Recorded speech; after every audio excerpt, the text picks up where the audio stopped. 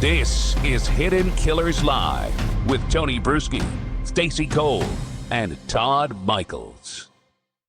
We are talking with Bob Motta, defense attorney, about the Anna Kepner case. This is the 18-year-old girl who was found underneath a bed on the Carnival Horizon by housekeeping.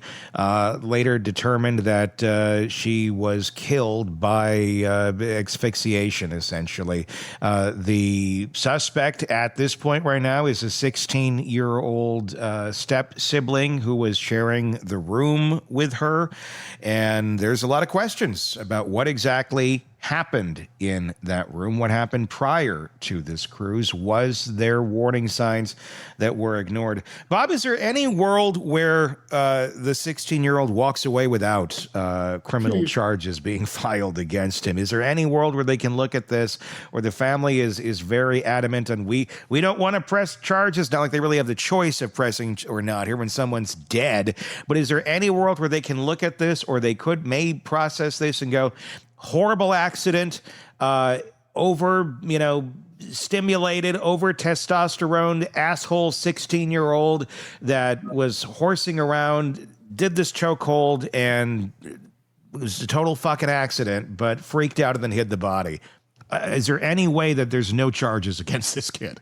I don't think so. No. I really don't. In terms of the fact that they know how she died, and it appears to be at the hands of another, and it appears to be that the only potential suspect is the stepbrother. I don't see how he's going to avoid charges. Being that he is a minor, it's treated differently though. Mm-hmm. The question then becomes: are they going to try him as an adult, or are they going to try him as a minor? If you were to ask my wife, she's always adamant that the kids whose brains are not fully formed, which a 16-year-old's brain is not fully formed, that they should never be charged as an adult, but they do it. We see it all the time. They charge kids in some of these cases that are just brutal as adults. So that'll be the first question that they're going to have to try to wrangle with, whether or not they charge him as a minor or as an adult, and then kind of move from there. But I cannot see any set of circumstances based on the fact that they know that she was choked out. Yeah. That he's not going to get charged. Reports are that he was an emotional wreck once they discovered the body. No shit. Yeah, right. Well, you could have a very stoic, he could have been in the buffet line, for more tacos or something, and like, hey, we found a body in your room. It's your step sibling. Okay, great. Do they have the green salsa though? Yeah, you could have that. So the fact that you do have someone that is showing remorse and isn't co-burgering it. Right. That's a good thing. It's not a good thing, but it shows empathy. Empathy. It shows recognition that something horrible took place, or just complete delusion that he thought that somehow, nobody was going to figure this shit out. True. Yeah, that's true too. Boat. And he's like, I don't know. What are the tears for? Yeah. Yeah.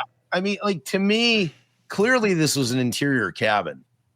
I'm assuming this was an interior cabin because I have a sneaking suspicion that the body might have gone off the side. That's right.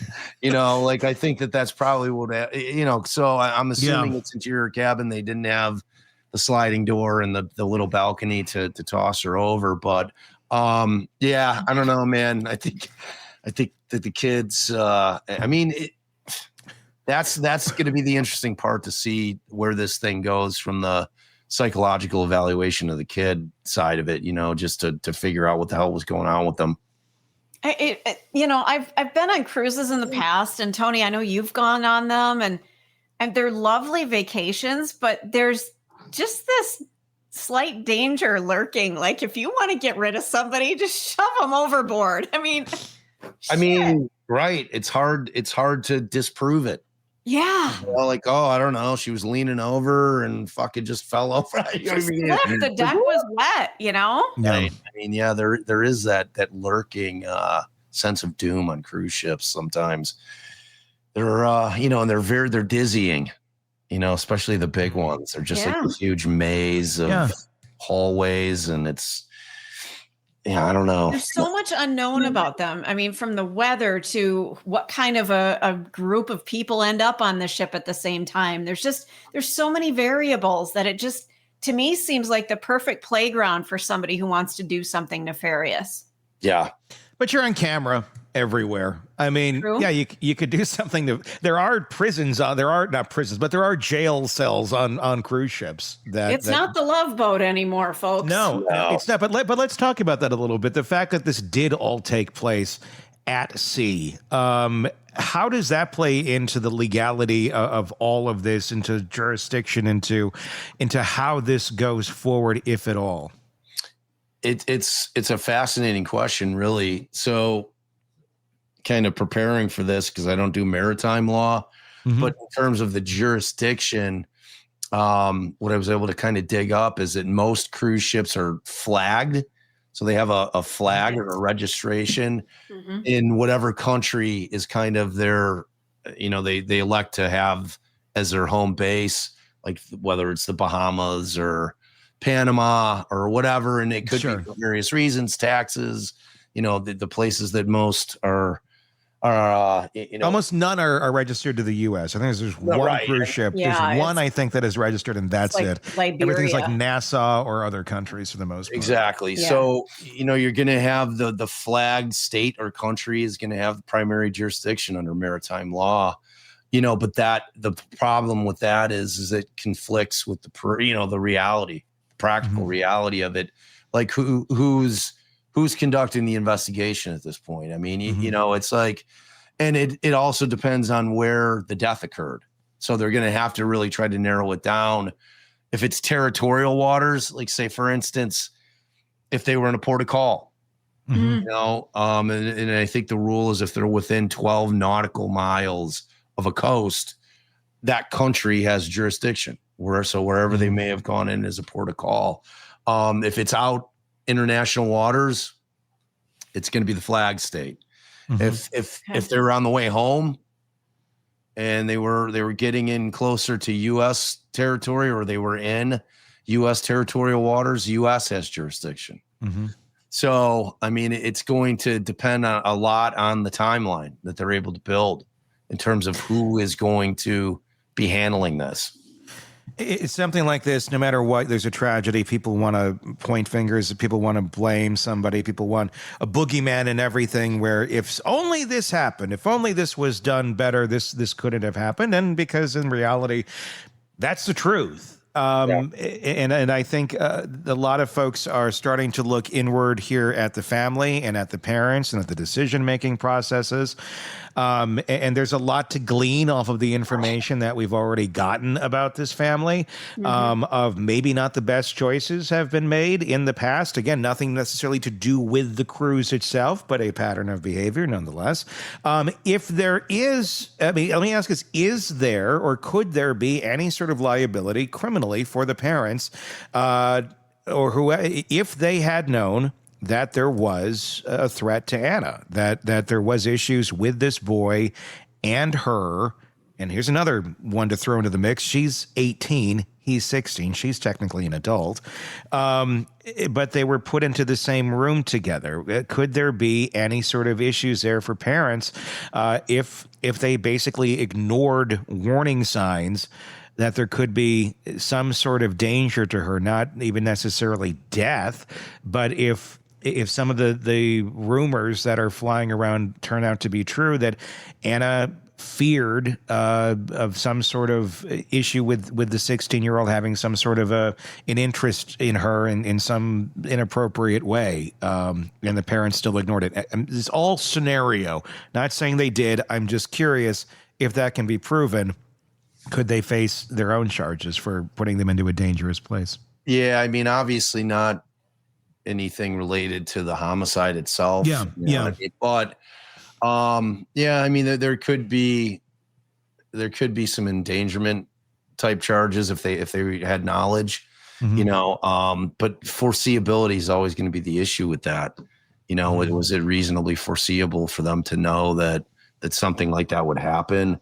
I think the more likely scenario will be, because I'm assuming that the family is like, where the fuck is Anna to him? Yeah. The next morning, right. Like I don't know what the time frame was, like the gap in time, like from the point where, it's basically the evening to the morning. When the morning she's not showing up to anything. Okay, and then housekeeping gets in there, in. and the cleaning crew gets it, checks it in the morning. Basically, I mean, so the kid was, too fucking stupid to even put the "I'm good, don't clean my cabin" shit on his right. And I'm actually quite encouraged that the cleaning crew looked under the bed. Yeah, Rock on for sure. I mean, maybe it was one of the, maybe don't be too excited, because it could have been like a leg hanging out or a pull-out couch type situation. Okay. And they were just putting the couch back in. So I can't really see what they would go after the parents for in terms of do they, because she's 18 as well, right? So she's technically an adult. She's still in high school. So there's a differential there. Yes, 18, but when you're still in school, there are certain things where yes, they are an adult, but still kind of technically a minor, depending on whatever it is we're actually talking about in terms of responsibility for the parents. I have no idea how that plays out here. Yeah, I don't either. It's going to be there's so many factors involved in terms of how this thing went down, and until they are able to really and again, who was the cruise line? Do we know? Carnival. All right. So if it's a U.S. cruise line, I mean, I think that the feds will be able to investigate it. Yeah. The FBI's on it. The FBI. Yeah. So the feds are going to be in there because it's U.S. citizens. And then, once they decide where they're going to prosecute it, they under maritime statutes are going to be able to do it theoretically in a U.S. court. So as long as it's a U.S. cruise line, Carnival certainly is that. I think that they'll take precedent over whoever the flag state is. I think so, because if the feds are looking at it, then but in terms of what they're going to do with it, I mean, you can feel secure in the fact that the feds are going to be investigating it way more thoroughly than, say, like the Bahamian police would have, or the Panamanian police. You know what I'm saying? Or whatever flag country would have been conducting the investigation. Because it's like, when you think about that Amy Bradley case, which was so weird, that investigation was awful. I mean, in the very different time though, too. I mean, that almost 3 decades ago. Yeah, definitely. But, I don't know how much maritime law has changed in all those years in terms of, because jurisdiction's everything, really. So in terms of whether or not they're going to be able to, again, charge those parents with anything, I can't think of anything other than if they became aware that something had happened. And I mean, because it seems that a conversation took place, because I like the way that it goes down. So the cleaning crew cleans the cabin, they find her. Like, at what point does grandma have this conversation with the kid? Well, what happens, let me clear that up for you. So the grandparents are on the cruise. I just did an interview the other day. They were talking about that they had said to the family, this is what they're claiming, that, hey, all the kids, everything seems to be, okay together. But if anybody needs to, any, issues, you can always come to our room. There's, we'll figure any problems out. They're sitting there in the morning, and then they hear the call over the loudspeaker that there's a medical emergency in room, whatever the room number is. They know that room number. It's that room number. It's their grandkids' room number. And they're like, what the hell? They end up finding out what happened. The grandmother says that she was there for part of the time when some of the initial questioning was going on, and this is where she had gleaned that he had said he doesn't remember anything about that moment in time. And it's also where she gleaned that he was basically an emotional wreck. So she physically saw those things and audibly heard those things take place before or even before or during that process of once they got back onto land or whatever that was going on while the initial questioning was going on and trying to figure out what is that a biological grandparent to the boy? I believe to her. I could be to Anna. I could be incorrect, but it's again, we need the whiteboard to figure out who's I mean, because all those things matter. Yes. Sure. Right? Yeah. Like, so it would seem to me, I believe it was Anna's. So the victims, which is strange that, like, how long had this family been blended? Like, how long were the parents married?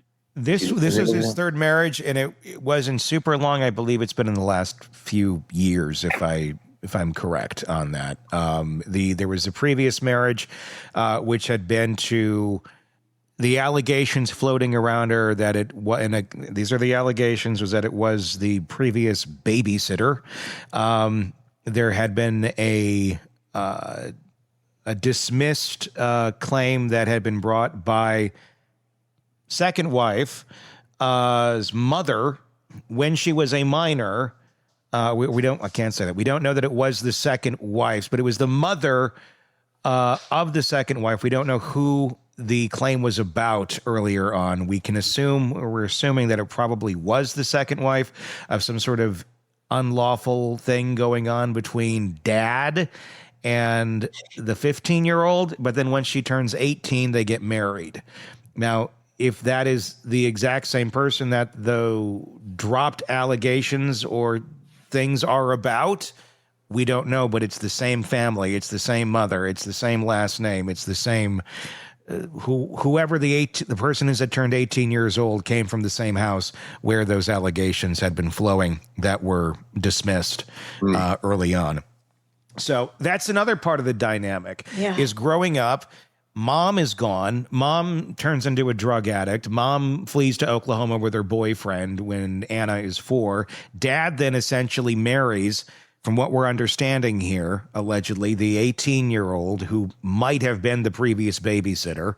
And then she's mom for many years. They eventually get divorced after, I believe, more than 10 years, and 2 more kids come into the world. And then this is the new wife that is on the cruise with her own children, as well as the kids from the second marriage in Anna.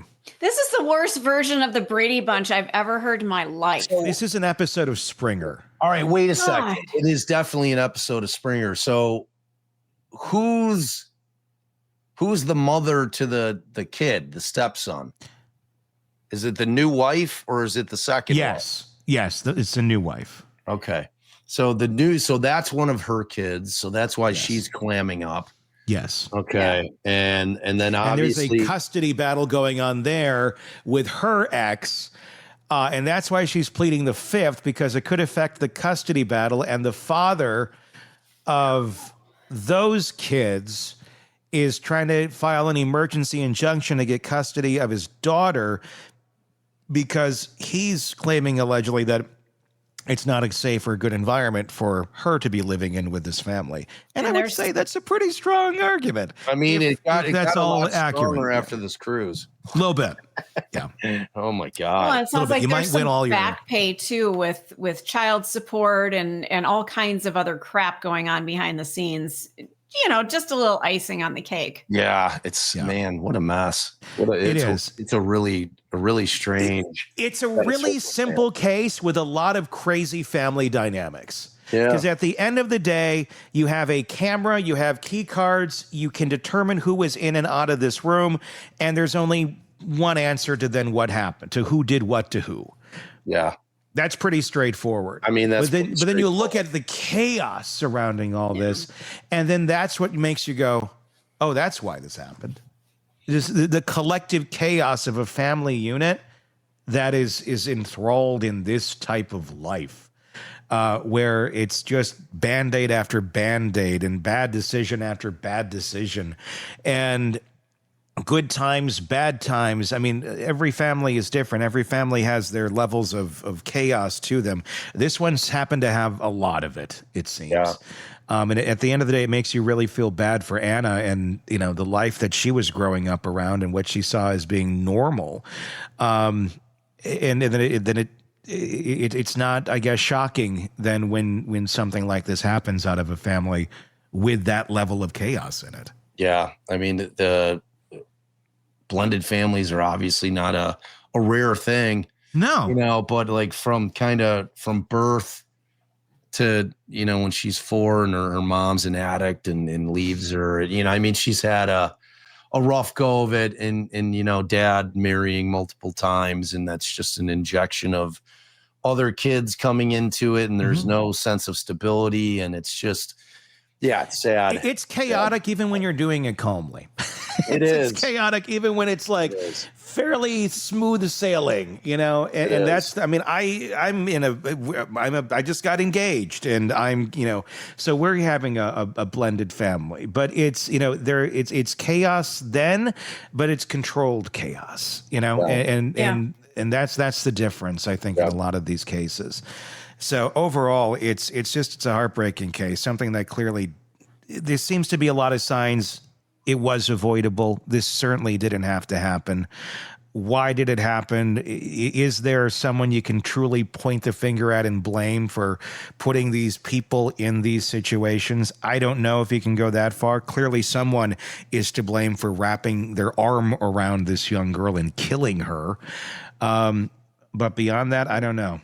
Yeah. How much you can blame the chaos. I don't know either. And, you know, if you just remove the ship from the equation and it had happened at the house, you know, I don't think nobody would be hearing about this. Right. I mean, it would be just like, right. It was that factor.